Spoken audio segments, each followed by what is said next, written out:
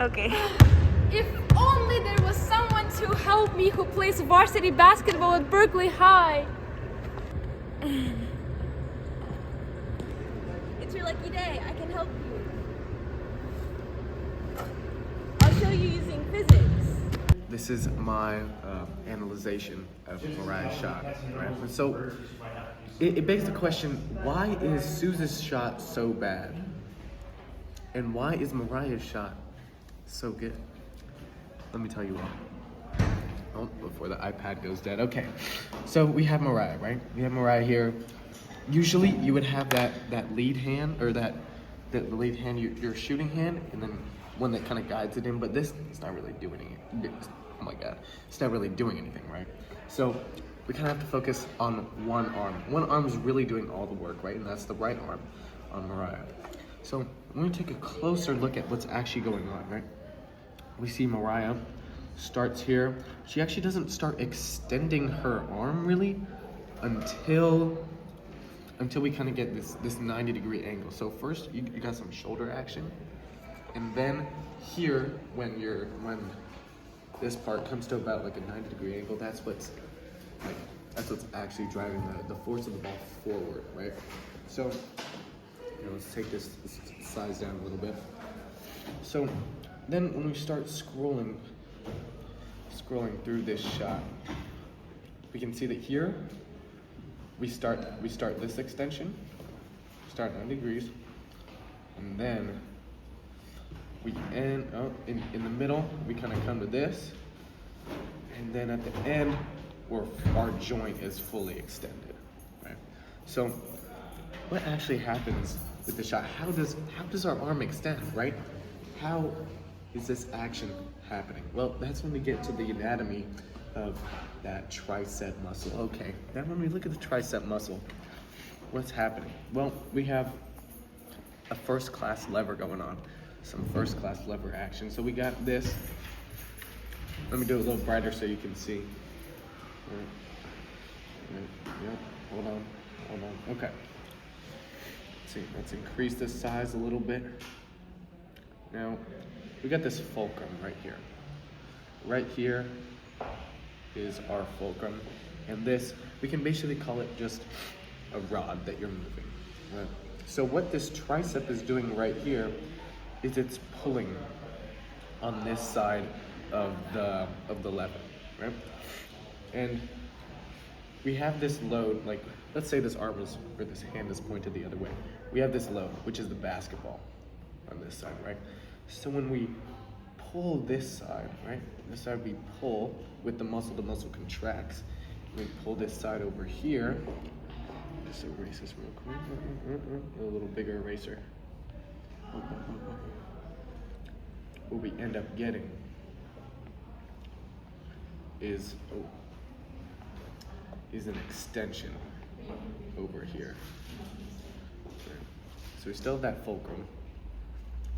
We still got this muscle, now it's contracted and it's pulled. That lever this way. So when we got this force, right, it's going one way, the load is gonna go the opposite way. So we started here, right? And now we're throwing the ball further and further away. So now we have Suze here to explain why is her shot like maybe not that great, right? It could be a little better. What's she talking about? So with Suze, right? We have this action. We got this action. Right? Mariah has this action. Right? She got that perpendicular to the ground, going on. It's good.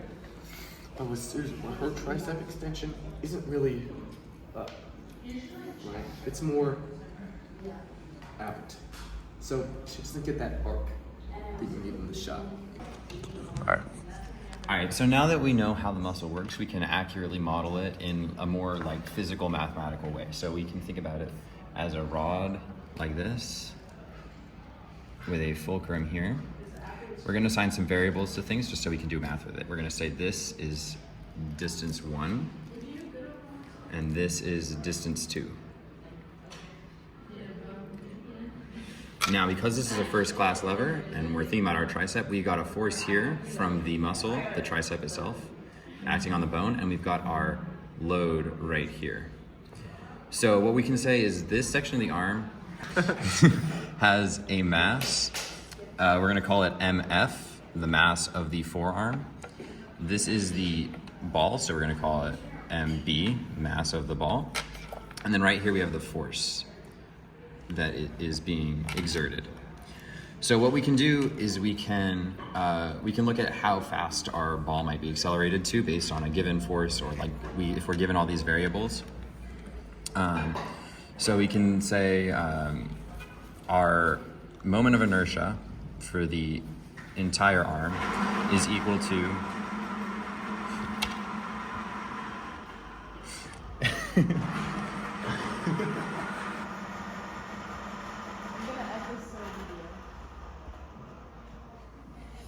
is equal to 1/3 times the mass of the forearm times d2 squared. Mr. Papico's gonna have a stroke, like, watching this. Okay, sorry. We know this because of the integral that you can do to find the moment of inertia of a forearm. We're just gonna assume we know it. We're gonna act like this lower section down here is massless, just because it's very small. The rest of this moment of inertia, we also have to add the mass of the ball, which we're pretending is a point mass, times d2 squared. We can also factor out the d2 squared and say this is equal to 1/3 times the mass of the forearm plus the mass of the ball, all times d2 squared. So if we're looking at the angular acceleration, we first want to find the torque. So torque is equal to force times radius, which in this case is force times distance 1. And we know that the angular acceleration times the total moment of inertia is also equal to force times distance 1. So from that, we know that the torque is equal to this. So we can see that angular acceleration is equal to the force times distance 1 over our moment of inertia, which is equal to, I'm not going to write that all there, but we can see what it is. With that, we also know up here that angular velocity is equal to the square root of 2 times angular acceleration times theta. Our change in theta, this is our d theta, but we're just going to pretend it's theta because we're starting at theta 0, which is equal to 0. So from that we can say that our omega, our angular velocity, is equal to the square root of 2f d1 theta over 1/3 mf plus mb, all times d2 squared. Since our velocity is equal to our angular velocity over our radius, or times our radius, we can say that our velocity is equal to, if we put our radius, which is our d2 right here, if we put that inside our square root, it will cancel out with this. So we end up with our velocity being equal to the square root of 2f d1 theta over 1/3 mf plus mb, which is a nice and simple equation for figuring out the final velocity of our basketball given the distance here, which is the distance of between the joint and where the muscle attaches to the bone here, and the mass of the forearm and the mass of the basketball, as well as the force of the muscle. So if we have those 4 variables, we can figure out the final velocity of the ball based on how far the arm has moved along its arc. Okay, so now we have Madeline's equation right here, and we need to find this force. In order to do that, we make these two equations equal to each other, and we get WR equals square root of 2F d1 theta over 1 over 3 MF plus MB. From there, you just solve to find F.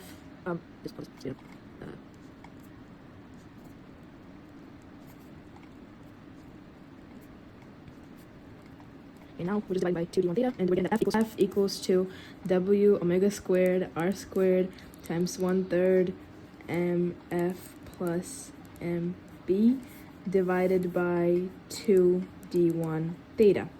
And we know that R equals to 22 centimeters or 0.22 meters. That's Mariah's form right here. So we know that omega is measured in radians per second, but what is it in this case? Let's see. So Mariah's forearm is traveling from a 90-degree angle to a full extension of 180, and it's happening in exactly 1 second. Since we know that omega is measured in radians per second, we can tell that omega is equal to pi over 2 divided by 1 second, which equals to pi over 2 radians per second. And that is our omega. So D1 is 0.03 meters, and it's estimated, it's the distance where the tricep connects to the bone to the fulcrum, and we measured to be 0.03 meters. Then we have all the other variables previously found. So the force here equals to, we just plug in all the numbers, and it's pi over 2 squared times 0.22 squared times 1/3 times 1.6 plus 0.6 divided by 2 times 0.03 times pi over 2. And that's about 1.4361 newtons. Yay! It's not to be confused. There's one of you. You buy everything. You all I ever wanted. You're a little bit bigger than you ever wanted. You jump on everything. That's all they ever want. I want this fast, I'm fast. You hold me down. Right up on the top, you gon' live it up. Let's put it on. Let's give it up. And I say the same thing every single time. I say, you the man. You the man. You the best. You the best. You the best I ever had.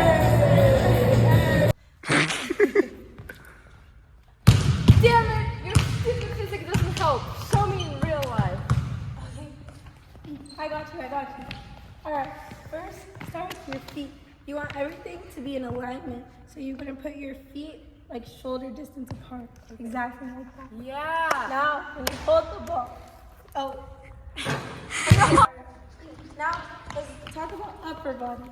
So when you shoot, you want your elbow to be about 90 degrees right here. Yes, just like that. And you want, when you shoot the ball, you want it to backspin. You want to flick your wrist so that it has backspin. And could go backwards. And you want your thigh hand to be on the side like that. Try that. Oh my god, that makes so much sense. Okay. Oh no, it doesn't help. Now your form looks good, but you need to get more height on the ball. So the way that you do that is by using your legs. If you bend your knees down, and then when you go up in one motion and shoot the ball like that, you should go in. Yeah. Yeah! Oh my god, this is so helpful. Thank you so much, Mariah. Now I can shoot the ball!